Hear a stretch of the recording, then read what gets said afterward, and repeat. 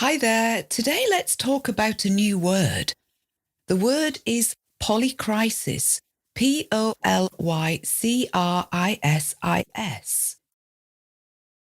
So I'll explain what that word means, but I also want to talk about some positive things that are going on in the world to lift our spirits, to make us all feel better. I think we might need that at the moment.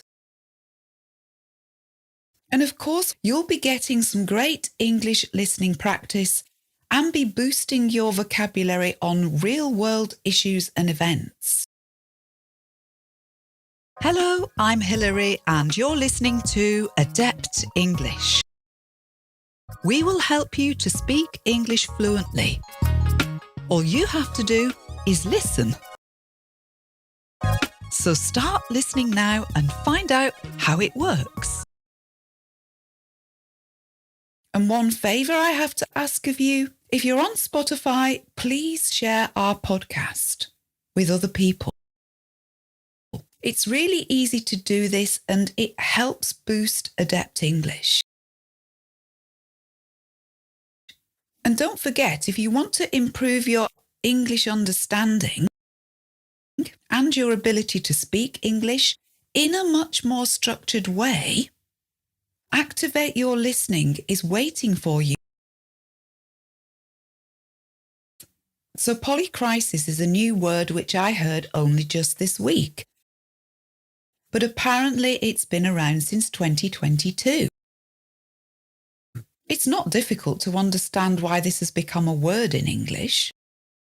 Poly, P-O-L-Y, just means many or multiple when it's on the front of a word. And crisis, C-R-I-S-I-S, that's defined by the Cambridge English Dictionary as being an extremely difficult or dangerous point in a situation. That's a crisis.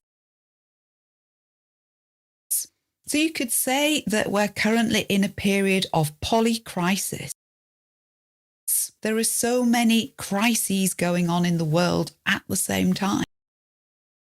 So many issues and difficulties which confront us, and I sometimes talk about these in the Adept English podcast, especially when I cover news.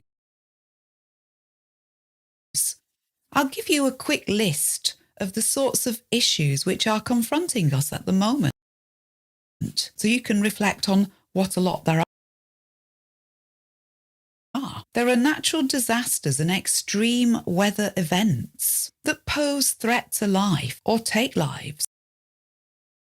There's global warming generally in terms of polar ice melt, increased wildfires and flood events. There were also earthquakes this year in Turkey, Morocco and Afghanistan.